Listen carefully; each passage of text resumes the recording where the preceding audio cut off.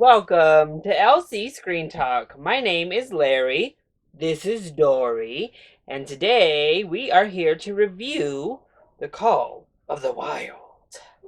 Call of the Wild tells the story of Buck, a dog who is taken away from his original owners into a wild land.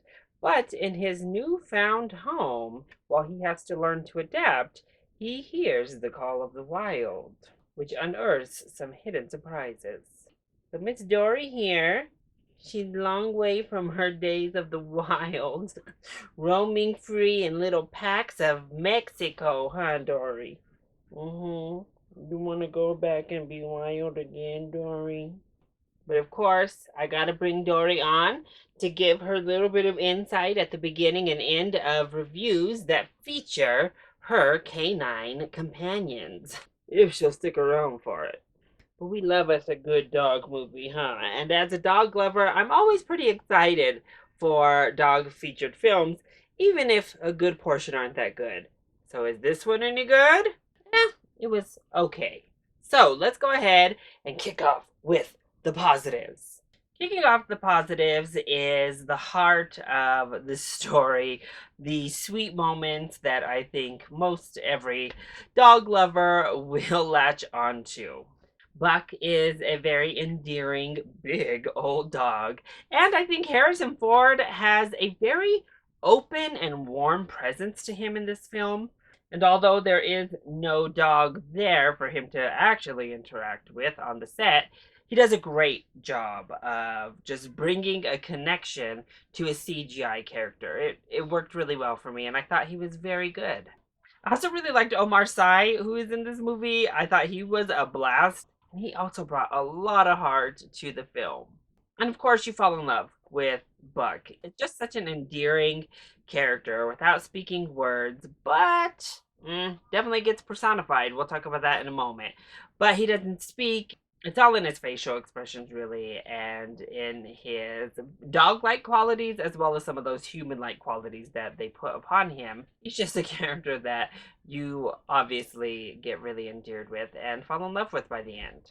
Plus, of course, getting that bond leads to an emotional ending that most dog stories end up having. It's definitely not a Marley and Me or even A Dog's Purpose. None of those type of tearjerkers. You're hooked into these two characters and what happens with them. So now I'm going to talk about the in-between parts that aren't really negatives, but they're not positives either. And the biggest in-between is the CGI. At times it looks very good. And overall, as a whole, if Buck is just sitting there, he looks good and it works. They animated a cute dog, and all of the dogs in this film are animated. All of the animals in this film are animated. And like that bear looked amazing. And some of the other creatures look amazing. However, when it comes to Buck, some of the movements looked very CGI. There was a lot of times that I got a big uncanny valley feel watching him. And I think it really did have to do with those eyes. Something in that face just never connected, and it did give me uncanny valley feels. Not really what I think they were going for. But in addition, I have to commend them for doing a fully CGI film like this, where all of the animals are CGI, because it saves us from having to put animals into precarious situations, getting to tell a story with these settings, and not having to coerce dogs to jump into freezing cold water. We don't need that. So overall, I think it's a net positive when it comes to the CGI animals, just for that fact, and they looked good enough, even if I got a little creeped out sometimes. Anyway, let's go ahead and get into the actual negatives here. Well, I have not read this book actually, and I found this story to be pretty strange overall. When it all boils down to it, this is honestly a dog's coming of age story. This is Buck's story of him coming into his own, and just watching it is kind of wild, if you will. And honestly, where we end up in this film is pretty wild. And I really just liked the connection between Harrison Ford and Buck. Instead, this movie doesn't really give us enough time with just them, and that was a huge shame. We have this horrible villainous character from Dan Stevens who is just hamming it up over the top, way overacting. Karen Gillan is there too, and it's like, girl. But everyone outside of Omar Sy and Harrison Ford were just not really giving good performances. And then that villain is useless. This could have been a much more touching, deeper film with deep messages about connection and about healing and, even the connection of a dog and his owner.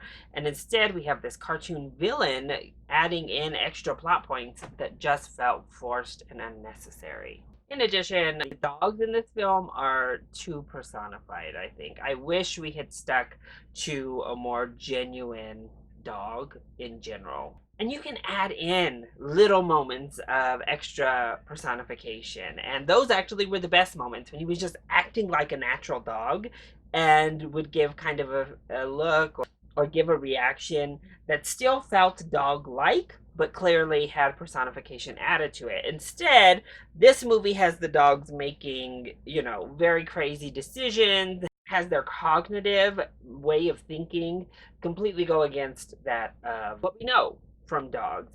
And I think you can just tell such an effective story without all of that extra hoopla.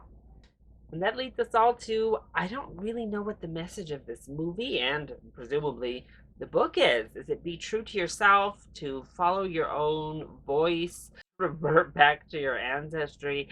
I don't get it. I don't get what we were doing here, really. And then we end up in a very strange place. So, overall, The Call of the Wild is a serviceable family film. I think that kids will really gravitate toward the dog and fall in love with this dog and have fun with the story. But it's not really up to a theatric release, in my opinion. Disney acquired 20th Century Studios, and in that acquisition, part of me thinks this should have been a Disney Plus. And if you watch it on Disney Plus when it goes there, you'll have a great time with the family. Even if you rent it with the family for a movie night, I think all involved will have a good time. But I don't think you need to pay theater prices for this one. So that was my review of The Call of the Wild. And here Dory is again to send you off back to the wild. Isn't that right? I hope you enjoyed it. If you did, go ahead, click that like button down below and subscribe to the channel so you are always up to date on my latest videos. Also, join in on the discussion. Are you excited to see The Call of the Wild? And what is your favorite dog featured film? Let me know either in the comment section down below or you can hit me up on Twitter. I love you all so much for your continued support. Mwah! Thank you for watching. And I'll see you next time. Bye.